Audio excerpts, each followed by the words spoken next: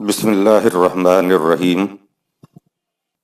مطالبہ الفرقان، سورہ اللیل، نمبر 92، مکی۔ قرآن مجید کی تفسیر خود قرآن مجید سے، از علامہ غلام احمد پرویز صاحب، اخذ و تلخیص محمد اکبر دیکشت بھاردواج، نظر ثانی ڈاکٹر انعام الحق۔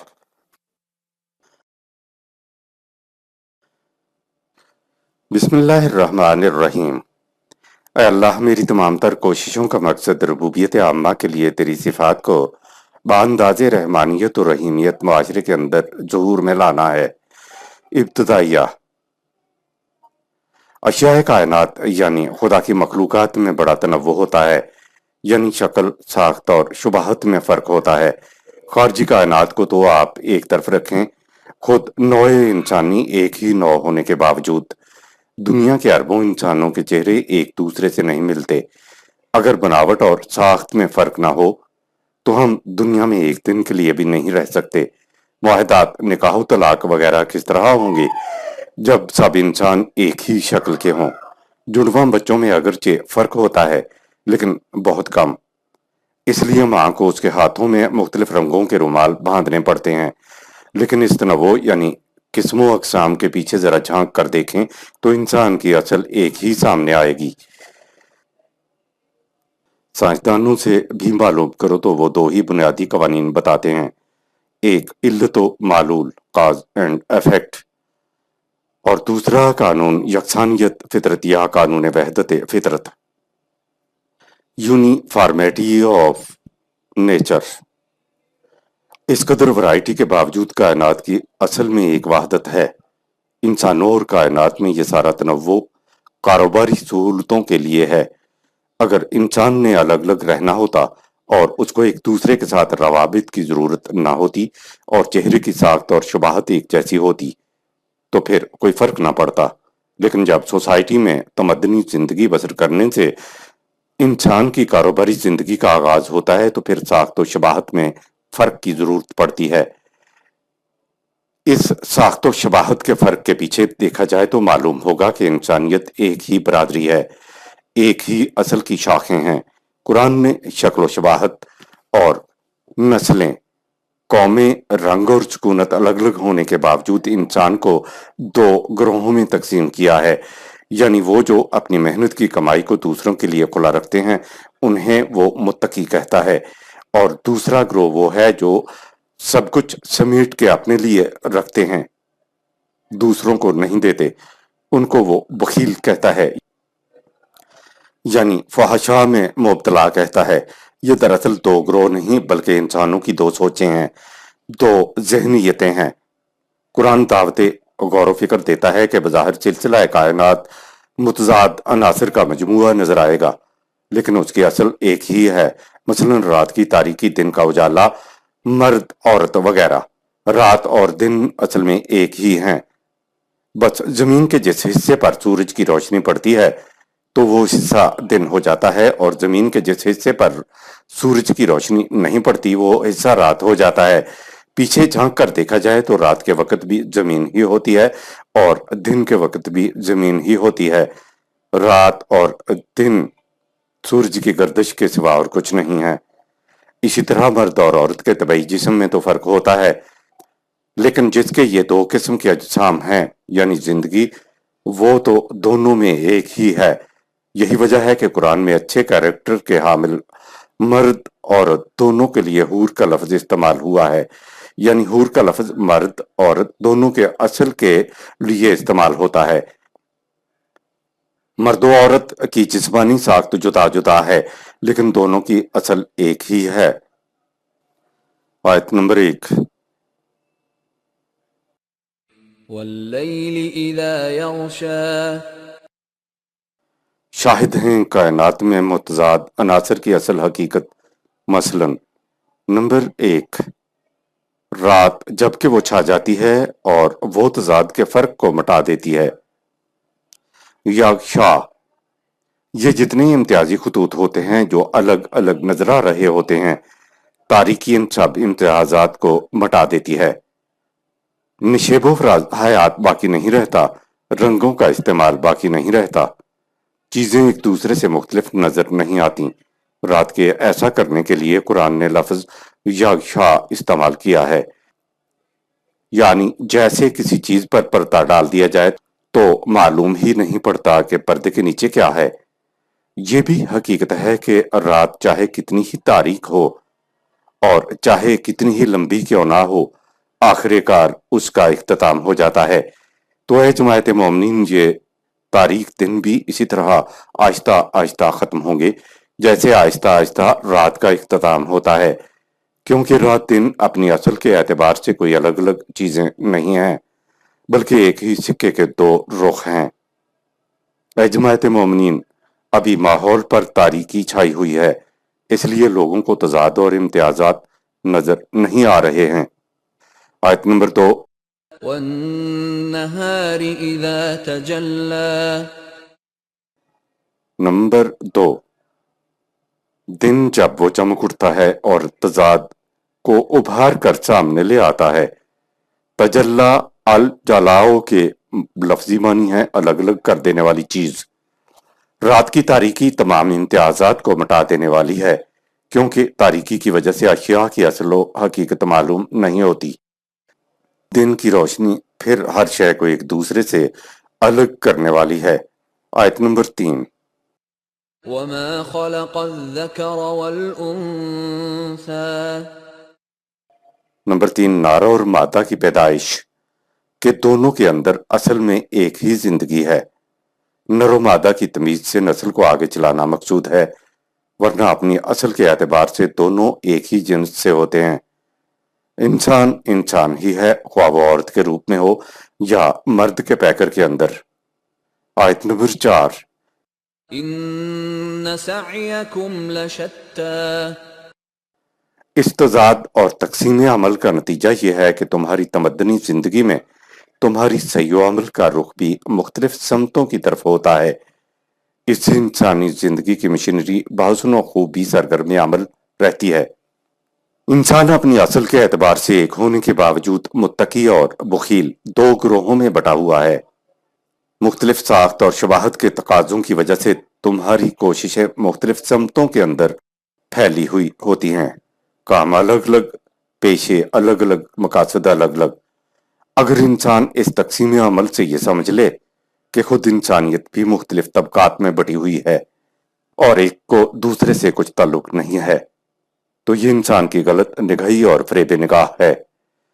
اگر رات اور دن کے اختلاف اور نر و مادہ کے امتیاز کو سطحی نظر سے دیکھو تو یہ الگ الگ چیزیں دکھائی دیں گی، لیکن اگر سطح سے ذرا نیچے اتر کر دیکھا جائے تو صاف نظر آ جائے گا کہ یہ سب ایک دوسرے سے مربوط ہیں، یہ ایک ہی اصل کی شاخیں ہیں اور ایک ہی حقیقت کے مختلف پہلو ہیں۔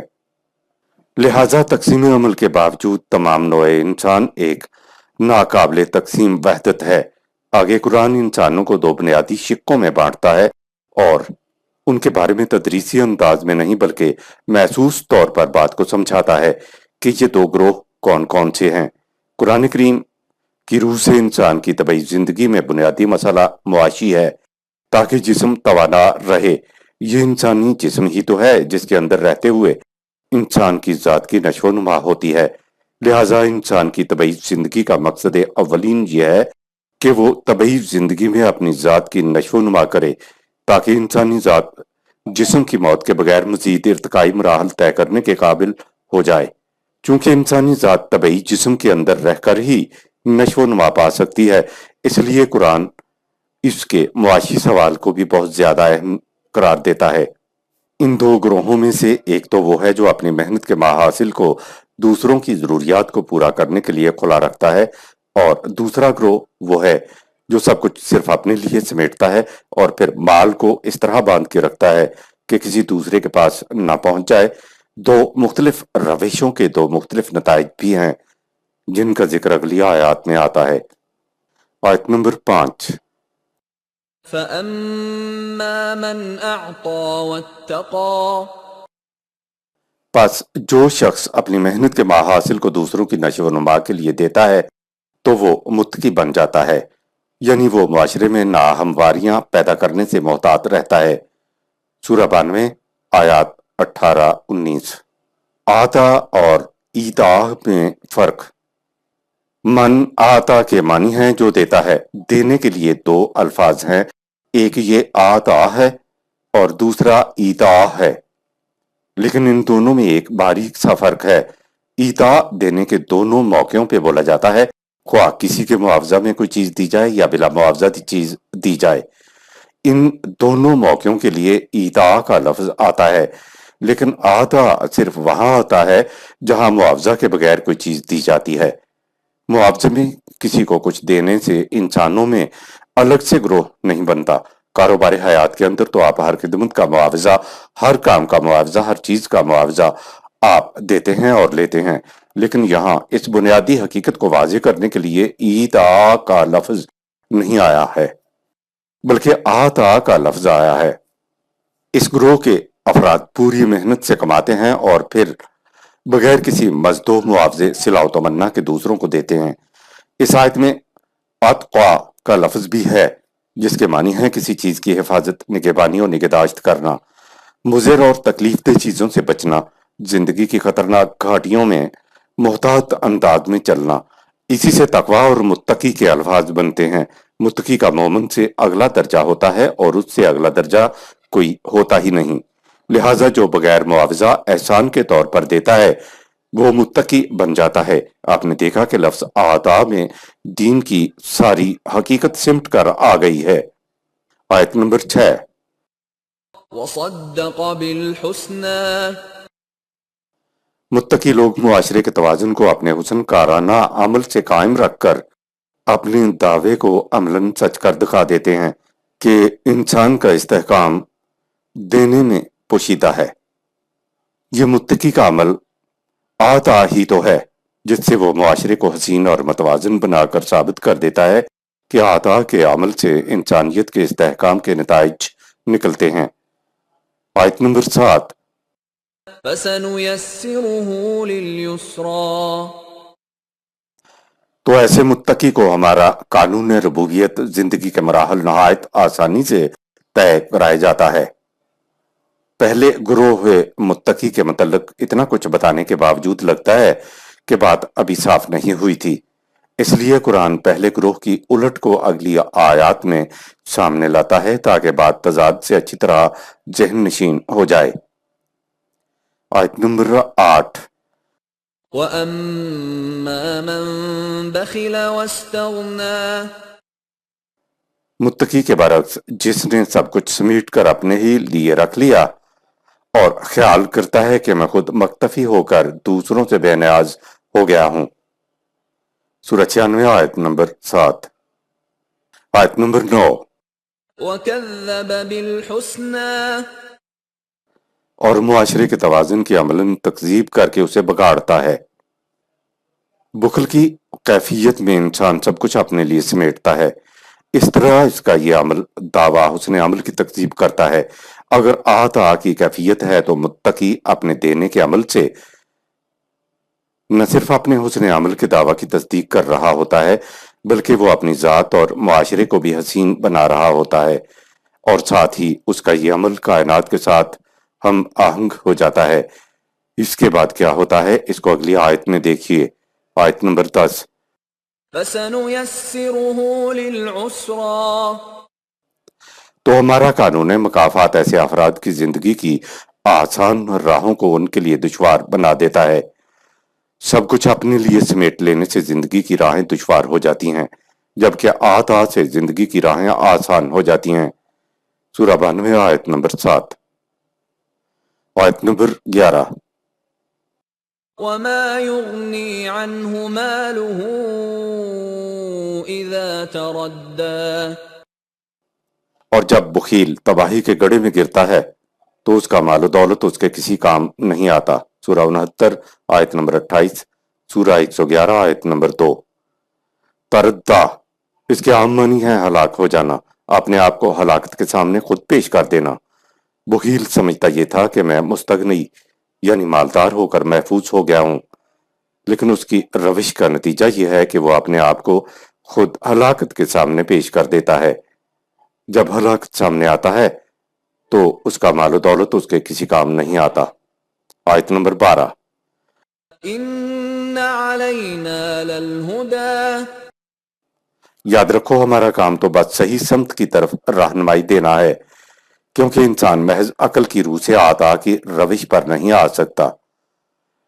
عقل کا فریضہ بہبود عامہ نہیں ہے، اس لیے انسان کو آتا کی طرف رہنمائی وحی کی روح سے ہی مل سکتی ہے۔ عقل انسانی کا فریضہ یہ ہے کہ وہ جس کی عقل ہے صرف اسی کے مفادات کی فکر کرے، دوسروں کے مفادات کی فکر کرنا اس کا میدان عمل نہیں ہے۔ لہٰذا جو شخص صرف عقل کی روح سے، جذبات کی روح سے فیصلے کرتا ہے تو اس کا یہی فیصلہ ہوگا کہ سب کچھ اپنے لیے سمیٹ لے۔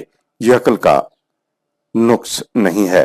مثلا آنکھ ایک حد سے زیادہ نہیں دیکھ سکتی اور کان بھی ایک خاص فاصلے سے آتی آواز کو ہی سن سکتا ہے، تو یہ آنکھ اور کان کا نقص نہیں ہے بلکہ ان کی محدودیت ہے۔ اسی طرح عقل کا دائرہ کار بھی محدود ہوتا ہے۔ انسان جب تنہا عقل اور جذبات کے تحت فیصلے کرتا ہے تو اس کی روش بخیلی کی ہوتی ہے۔ قرآن کہتا ہے کہ انسان کی تمدنی زندگی تنہا عقل کی روح سے بسر نہیں کی جا سکتی۔ جس طرح آنکھوں کے لیے دوربین اور آواز کو تیز کرنے کے لیے لاؤڈ اسپیکر کی ضرورت ہوتی ہے، انسان کو عطا کی روش پر آنے کے لیے خدا کی طرف سے عطا کردہ رہنمائی کی ضرورت پڑتی ہے۔ عقل کی محدودیت کی وجہ سے عقل مفاد عامہ کا راستہ نہیں بتا سکتی۔ مفاد عامہ کا راستہ تو وہی بتا سکتا ہے جس کے سامنے انسان کا دنیاوی اور اخروی مفاد ہو، اور اللہ ہے جو وحی کے ذریعے وہ راستہ بتاتا ہے جس کی روح سے انسان کی دونوں دنیایں سنور جائیں۔ آیت نمبر 13۔ وَإِنَّ لَنَا لَلْآخِرَةَ وَالْأُولَى خدا کی طرف سے رہنمائی صحیح اس لیے ہوتی ہے کہ اس کے پیش نگاہ انسان کے دنیاوی و اخروی مفاد دونوں ہوتے ہیں۔ سورہ 93 آیت نمبر 4۔ آیت نمبر 14۔ فَأَنذَرْتُكُمْ نَارًا تَلَظَّىٰ اے رسول، بخیلی روش اختیار کرنے والوں کو متنبہ کر دے کہ ان کی روش انہیں ایسی تباہی کی طرف لیے جا رہی ہے جو ان کا سب کچھ جلا کر راکھ کا ڈھیر بنا دے گی۔ آیت نمبر 15۔ لَا يَصْلَاهَا إِلَّا الْأَشْقَى اس تباہی کے جہنم میں وہی گرتا ہے جو ہمارے قوانین سے سرکشی اختیار کرتا ہے۔ آیت نمبر 16۔ الَّذِي كَذَّبَ وَتَوَلَّى یعنی وہ جو ہمارے قوانین کی تکذیب کر کے گریز کی راہ نکالتا رہتا ہے۔ قذبہ حسن عمل یعنی عطا کی تکذیب کرنے والا۔ ایسا شخص انکار نہیں کر رہا ہوتا، وہ کرتا یہ ہے کہ اس کا عمل عطا کے خلاف ہوتا ہے۔ اپنے ایمان، اقرار اور دعوے کی الٹ عمل کرنا تکذیب کہلاتا ہے۔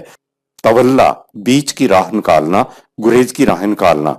تکذیب اور تولا کی وجہ سے ایسا شخص آگ کے اندر بھسم ہونے والا ہے۔ آیت نمبر 17۔ وَسَيُجَنَّبُهَا الْأَتْقَى لیکن جو عطا کی روش پر چلنے والے متقی ہیں وہ اس تباہی سے دور رکھے جاتے ہیں۔ آیت نمبر 18۔ الَّذِي يُؤْتِي مَالَهُ يَتَزَكَّى یعنی وہ متقی جو عطا کی روش پر چلتے ہوئے اندر ضرورت اپنا سب کچھ نوع انسانی کی نشو و نما کے لیے دے دیتے ہیں۔ سورہ 9 آیت 111۔ مالہو کا مفہوم۔ اس لفظ مالہو کے عام معنی تو یہ ہیں کہ جو اپنا مال دیتا ہے، لیکن متقی تو اصل میں وہ ہوتا ہے جو کچھ اس کے پاس ہے وہ اسے دوسروں کے لیے کھلا رکھتا ہے، اسے دوسروں کو دیتا ہے۔ سوال یہ ہے کہ اس طرح دینے سے دینے والے کو کیا فائدہ ہوتا ہے؟ جواب ہے یتزکیٰ، اس کا تزکیہ نفس ہو جاتا ہے، یعنی اس کی ذات کی نشو و نما ہو جاتی ہے۔ یہی تقویٰ ہے، یہی تزکیہ نفس ہے۔ صوفیاء کے نزدیک جسے تزکیہ نفس کہتے ہیں وہ غیر قرآنی ہے۔ آیت نمبر 19۔ وما لأحد عنده من نعمة تجزى اس دینے والے پر کسی کا احسان نہیں جس کا بدلہ اسے دینا ہو۔ وہ جو کچھ دوسروں کو دیتا ہے احسان یا بدلے کی نیت کے ساتھ نہیں دیتا۔ سورہ 76 آیت نمبر 9۔ آیت نمبر 20۔ إلا ابتغاء وجه ربه الأعلى وہ صرف خدا کے متعین کردہ عالمگیر نظام ربوبیت کے قیام و استحکام کے لیے دیتا ہے۔ آیت نمبر 21۔ وَلَسَوْفَ يَرْضَى اور بہت جلد وہ دینے والا دیکھ لے گا کہ نظام ربوبیت کے خوشگوار نتائج کس طرح اس کی آرزوؤں کے ساتھ ہم آہنگ ہو جاتے ہیں۔ صدق اللہ العظیم۔ سورہ الضحیٰ نمبر 93 مکی۔ بسم اللہ الرحمن الرحیم۔ اے اللہ، میری تمام تر کوششوں کا مقصد ربوبیت عامہ کے لیے تیری صفات کو بانداز رحمانیت و رحیمیت معاشرے کے اندر ظہور میں لانا ہے۔ آیت نمبر 1۔ والضحى شاہد ہے۔ نمبر 1، روزے روشن۔ والليل إذا سجى نمبر 2، اور رات کی تاریکی جب وہ ہر شے کو اپنے دامن میں لپیٹ کر فضا کو ساکت و سامت کر دیتی ہے۔ آیت نمبر 3۔ ما ودعك ربك وما قلى کہ تیرے رب نے نہ تیرا ساتھ چھوڑا ہے اور نہ وہ تجھ سے ناراض ہوا ہے۔ نظام کی کامیابی میں دیر لگ رہی ہے تو اس کا مطلب ہرگز یہ نہیں کہ اے رسول تجھے خدا نے چھوڑ دیا ہے۔ قرآنی پروگرام دینے والے خدا نے کہا تھا کہ اس پروگرام سے زمین بدل جائے گی، یہ آسمان بدل جائے گا، لیکن دیکھنے میں یہ آ رہا تھا کہ زمین بھی محمد صلی اللہ علیہ وسلم پر تنگ ہو رہی ہے اور آسمان بھی سر پہ ٹوٹ رہا ہے۔ 13 سالہ مکی زندگی کی صعوبتیں برداشت کیں اور پھر مدینہ میں 7 سالوں میں تقریباً 82 جنگیں لڑنی پڑیں۔ جو دعاوی رسول اللہ صلی اللہ علیہ وسلم کو دیے گئے تھے، امیدیں باندھی گئی تھیں، وہ تو کہیں نظر نہیں آ رہے تھے، الٹا پہم مشقتیں اور مصیبتیں تھیں۔ ایسے حالات میں قرآن کہتا ہے کہ اے رسول، کیا تم رات کی تاریکی سے اکتا گئے ہو کہ شاید سحر نہ ہو، یا پروگرام کی کامیابی میں جو تاخیر ہو رہی ہے تو کیا تم یہ سمجھتے ہو کہ شاید مجھ سے کوئی ایسی بات سرزد ہو گئی ہے جس کی وجہ سے میرے نشو و نما دینے والے نے میرا ساتھ چھوڑ دیا ہے اور مجھ سے ناراض ہو گیا ہے؟ ایسی کوئی بات نہیں۔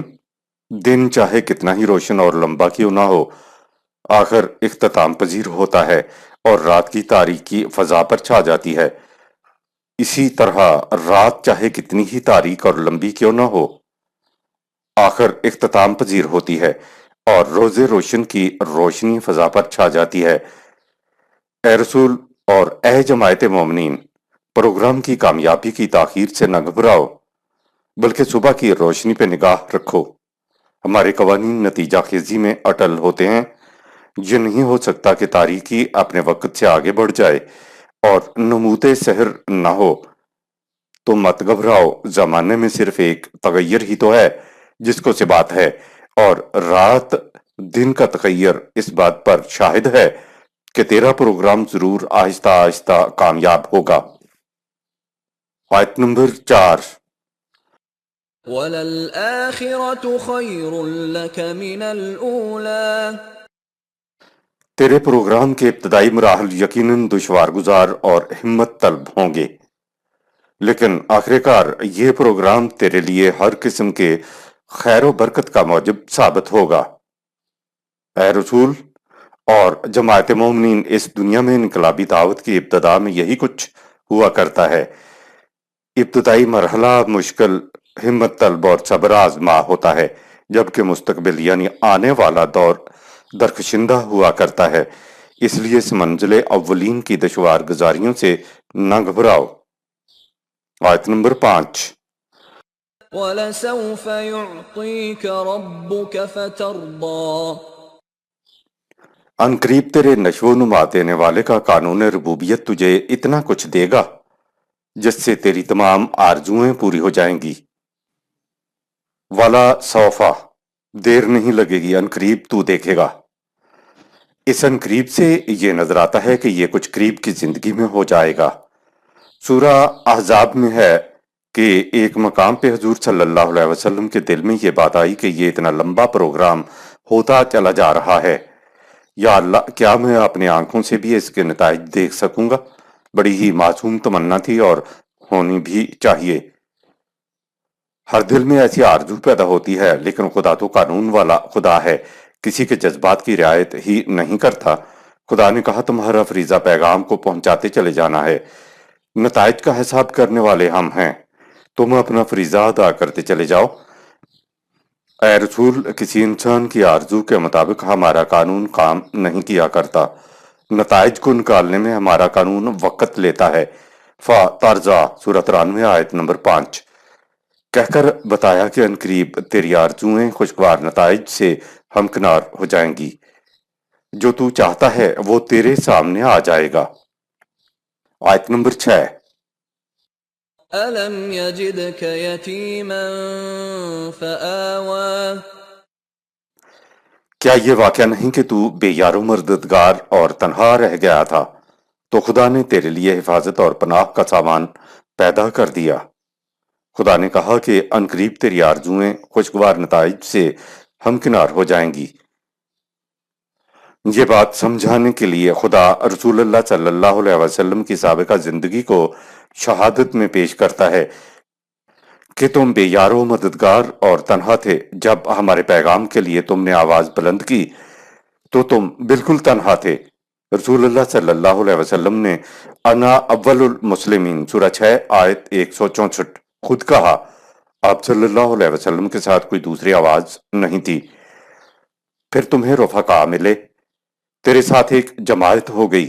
یتیم کے معنی وہ بھی ہے جس کے ماں باپ بچپن میں مر جائیں۔